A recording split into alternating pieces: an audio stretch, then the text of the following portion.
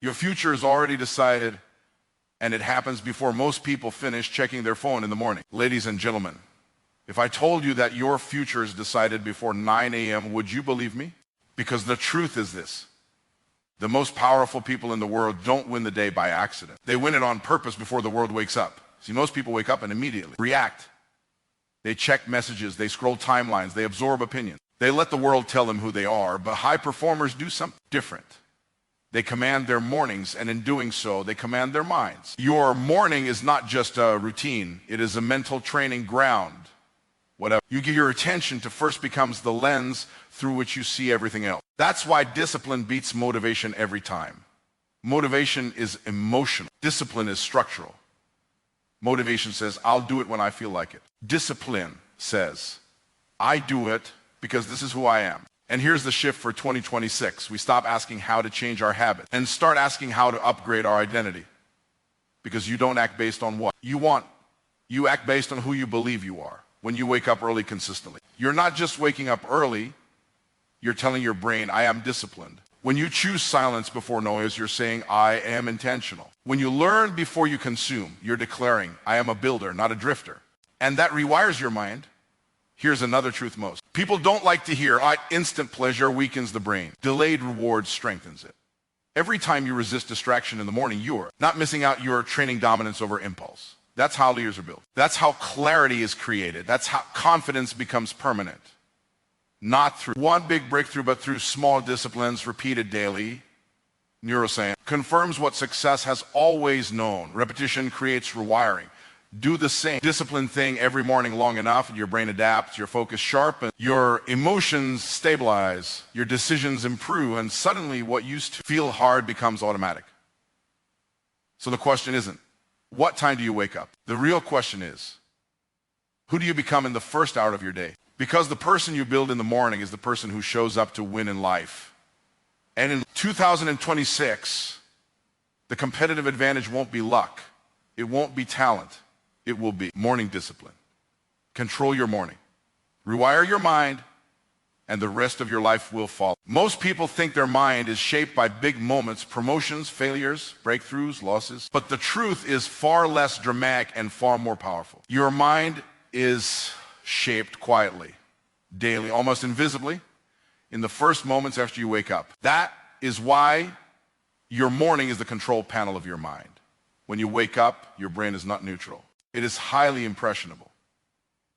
Neuroscientists call this a transition state where your subconscious is still wide open and your conscious mind hasn't fully taken over. Whatever you expose yourself to in that window doesn't just inform you, it programs you. That's why the first inputs of the day matter more than anything else. They don't compete with your beliefs, they create them. Most people hand this control panel to the outside world. They wake up and immediately absorb noise, notifications, opinions, headlines, problems that don't belong to them yet. Before they've chosen a single thought, the world has already chosen for them. Anxiety replaces intention. Reaction replaces direction. And by the time they realize it, their mental tone for the day has already been set. But people who operate at a higher level understand something different. Whoever controls the morning controls the mind, and whoever controls the mind controls the outcomes. Your morning determines what feels important to you. It determines what feels urgent. It determines whether you move through the day focused or fragmented, confident or cautious, proactive or defensive. That's because the mind looks for consistency. If your day starts chaotic, your brain assumes chaos is normal. If your day starts intentional, your brain adapts to clarity. Think of your mind like a flight system. You don't wait until you're midair to set the destination. You program it before takeoff. The morning is that programming phase. Miss it, and you'll still fly, but you'll drift, react to turbulence, and let external forces decide your direction. This is why discipline in the morning isn't about productivity, it's about authority. It's about telling your mind, I decide what matters. I decide the pace. I decide the focus. And every time you do that, your brain learns who's in charge. Over time, something powerful happens. Your thoughts become cleaner. Your emotions stabilize. Your decisions speed up because you're no longer fighting internal resistance. You're not trying to motivate yourself all day. You already aligned yourself early. people. Wonder why some individuals seem unshakable, calm under pressure, and clear in chaos? It's not personality. It's programming. They don't let the world hijack their mental control panel in the morning so the world can easily hijack them later. The morning is where confidence is installed, not found. It's where discipline becomes identity. It's where focus becomes default instead of effort, if you want to change how you think. Don't start with affirmations at night or regret in the evening. Start at the source. Start where the mind is most open, most honest, most trainable. Control the morning, and you don't have to fight your mind all day because you already taught it how to operate. Most people wait to feel ready before they act. They wait for motivation to show up like a signal, a mood, a spark. And when it doesn't arrive, they call it procrastination, burnout, or lack of inspiration. But the truth is simpler and harsher. Motivation was never designed to lead, discipline was. Motivation is emotional. It rises and falls based on sleep, stress, praise, fear, and comfort. Some days it's loud, some days it's silent. If your progress depends on how you feel, then your results will always be inconsistent. That's why so many people start strong and fade fast. They didn't fail because they lacked ability. They failed because they built their life on a feeling. Discipline is different. Discipline doesn't ask how you feel. It asks who you decided to be. It's a structure, not a mood. It moves even when motivation is gone, tired, bored, or distracted. And that's exactly why discipline wins every time. Here's what most people don't realize: discipline actually creates motivation, not the other way around. Action produces emotion. Progress produces energy. When you show up consistently, even without desire, your brain begins to reward you with confidence, clarity, and momentum. Motivation follows discipline like a shadow. But discipline never waits for motivation. It's permission. This is why successful people don't rely on hype. They rely on systems. They don't wake up asking, do I feel like it today? They wake up knowing the decision has already been made. That removes friction. That removes negotiation. And when there is no debate, there is no delay. Every time you act without motivation, you strengthen self. Ain't you far more valuable than enthusiasm, self-trust? You prove to yourself that you can be relied on. And once your mind believes you follow through, resistance weakens, excuses lose power, focus becomes sharper. Motivation says, I'll do it when conditions are perfect. Discipline says, I'll do it because conditions are never perfect. And here's the uncomfortable truth. Life doesn't reward potential. It rewards consistency. Talent without discipline creates frustration. Vision without discipline creates regret. But discipline without motivation still creates results. Over time, discipline rewires your identity. You stop seeing yourself as someone who tries and start seeing yourself as someone who executes. That identity shift changes everything. You don't need external push because internal standards are already in place. The people who win long term are not the most excited. They're the most committed. They understand that waiting to feel motivated is a trap, and discipline is the exit. When discipline leads, motivation eventually catches up. When motivation leads, discipline rarely survives. That's why discipline beats motivation every single time. Most people wake up ready to produce before they are prepared to think. They rush into responding, posting, reacting, speaking, and solving without ever stopping to ask what they have allowed into their mind first. And that's where the problem begins. Output is never random. Output is always the result of input. Whatever why. Consistently allow in is what eventually comes out in your words, your decisions, your confidence, and your results. The mind works like a reservoir. You cannot draw clear water from a polluted source. Yet every morning, people flood their minds with noise and then wonder why their thinking feels scattered, shallow, and reactive. They consume opinions before principles, draw before direction, and urgency before understanding. Then they expect excellence to emerge. It doesn't work that way. High performer understand a simple rule. Input comes before output always. They are intentional about what enters their mind because they know that thought become language.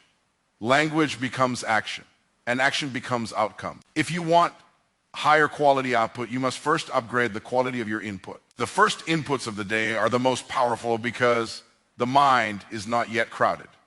There's no mental traffic. Whatever enters first sets the standard for everything that follows. When the first thing you consume is chaos, your mind adapts to chaos. When the first thing you consume is clarity, your mind organizes itself around clarity. This is why silence is such a powerful input. Silence allows the mind to reset. It gives your thoughts space to form instead of collide. It's also why reading, reflection, learning, and intentional thinking early in the day produce such a massive advantage. You are feeding your mind substance before asking it to perform. Most people reverse this order.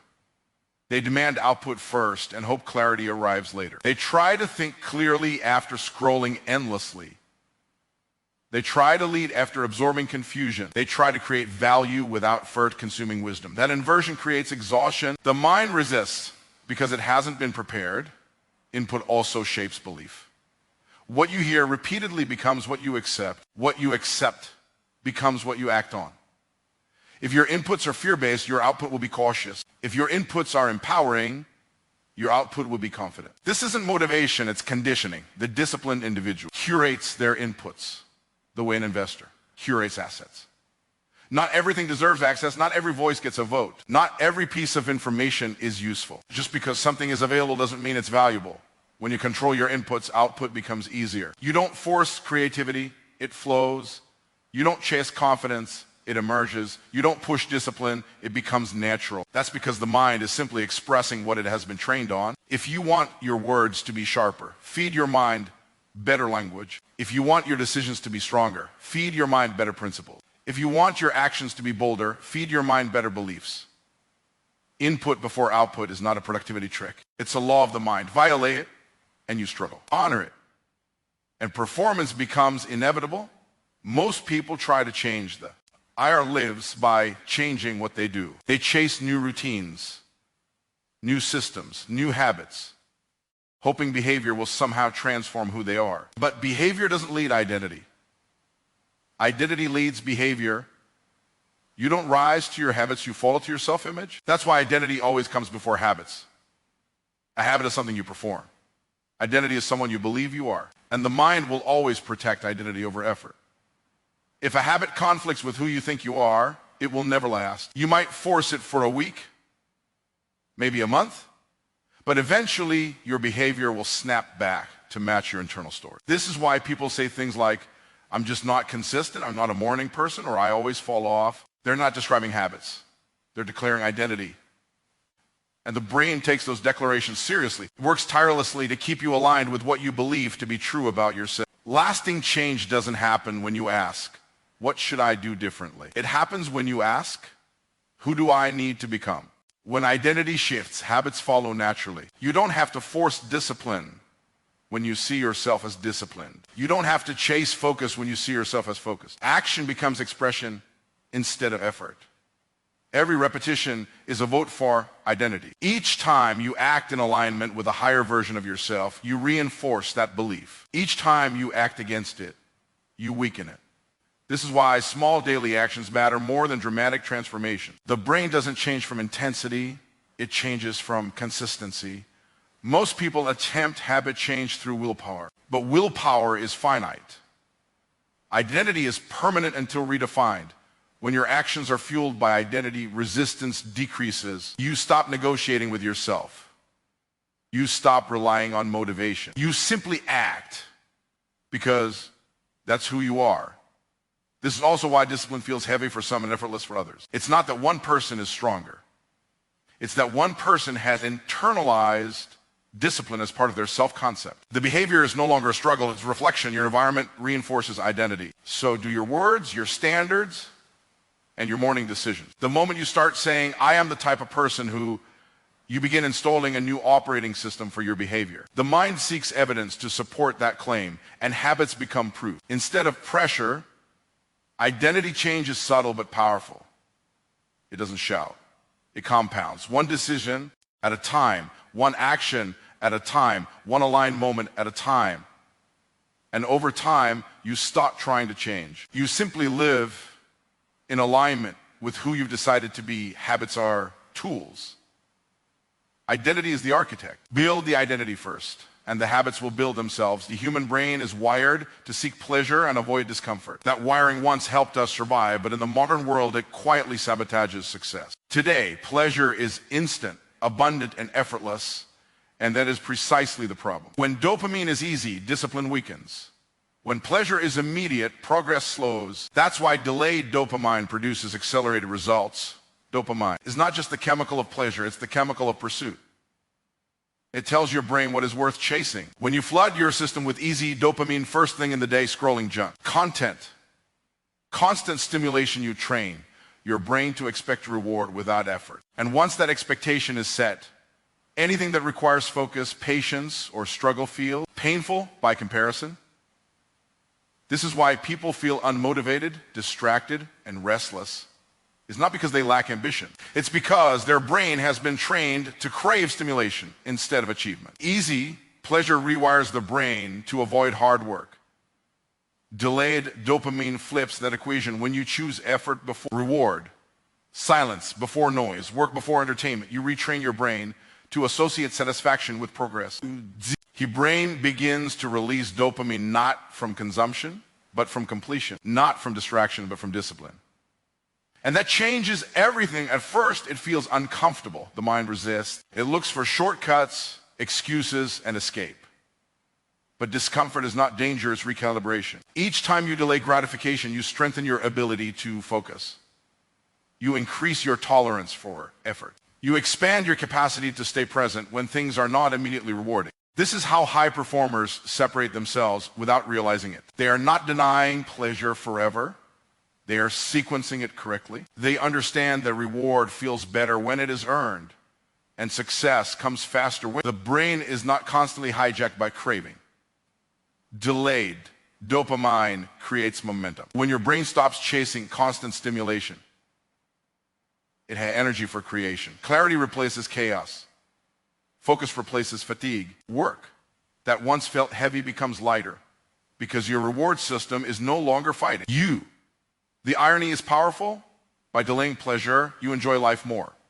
The satisfaction is deeper. The confidence is real. The progress compounds. You don't feel guilty for resting because you've earned it. You don't feel empty after pleasure because it's not your primary source of fulfillment. In a world built to keep you addicted to instant reward, the ability to delay dopamine becomes a superpower. It allows you to think long-term in a short-term culture. Allows you to build when others are consuming. It allows you to win quietly while others are distracted. Accelerated results don't come from doing more. They come from wanting less immediately and more eventually. Delay the dopamine and you speed up your future. The brain does not change because of intention. It changes because of repetition. You can want a new life, a new mindset, and new results with complete sincerity. But without repeated action, nothing in the brain reorganizes. That's why repetition creates rewiring. Every thought you think repeatedly strengthens a neural pathway. Every action you repeat makes that pathway faster, stronger, and more automatic. The brain is efficient by design. It looks for patterns it can rely on so it doesn't have to work as hard. Whatever you do often becomes easy. Whatever you do rarely stays difficult. This is why one good day doesn't change a life. One disciplined morning doesn't rewire a mind. One focused decision doesn't create confidence. The brain doesn't respond to intensity. It responds to consistency. Small actions repeated daily matter more than massive actions done occasionally. At first, repetition feels boring. It feels insignificant. The mind says, this isn't enough to matter. But that's because rewiring happens below awareness. You don't feel neural change happening in real time. You only notice it when something that once felt hard suddenly feels normal. That's when you realize the shift has already occurred. Repetition removes friction. The first time you do something, it requires effort. The 100th time, it requires almost none. What was once a decision becomes a default. What was once discipline becomes identity. This is how habits stop feeling like work and start feeling like who you are. Most people quit during the silent phase, the period where effort is high and evidence is low. They mistake lack of visible results for lack of progress, but the brain is still adapting. Synapses are strengthening. Pathways are forming. Automaticity is being built. This is why repetition is so powerful and so rare. It requires faith in a process you cannot see. It requires commitment without applause. It requires showing up when nothing feels different, yet repetition also neutralizes resistance. The mind resists change because change is unfamiliar. But familiarity is built through exposure. The more often you repeat a behavior, the less the brain perceives it as a threat. Fear decreases. Confidence increases. Flow becomes possible. Over time, Repetition rewires not just behavior, but belief. You stop questioning whether you are capable because your actions have already answered that question repeatedly. Self-doubt fades, not because you argued with it, but because you outperformed it. The most powerful part of repetition is that it compounds. Each day builds on the last. Each action reinforces the previous one. And eventually the results accelerate, not because you're doing more, but because your brain is now aligned with your goals. Rewiring is not dramatic. It is quiet, patient, and relentless, but once it's done, change feels effortless. The mind is no longer fighting the direction you want to go. It's already been trained to move there. That is the power of repetition as you step into 2026. Understand this. Your life will not change because you want it to. It will change because you train it to. The mind is not moved by intention, inspiration, or information alone. It is shaped by what you do repeatedly, especially when no one is watching. Your mornings, your discipline, your inputs, your ability to delay, pleasure, and your commitment to repetition are not small things. They're the system that builds the version of you your future depends on. You don't need a new personality, a perfect plan, or a burst of motivation. You need alignment. When discipline leads, identity locks in. When input is intentional, output becomes powerful. When dopamine is delayed, results accelerate. And when repetition stays consistent, the brain rewires permanently. Control these, and you won't have to chase success. It will start responding to who you've become. 2026 doesn't belong to the most talented. It belongs to the most trained.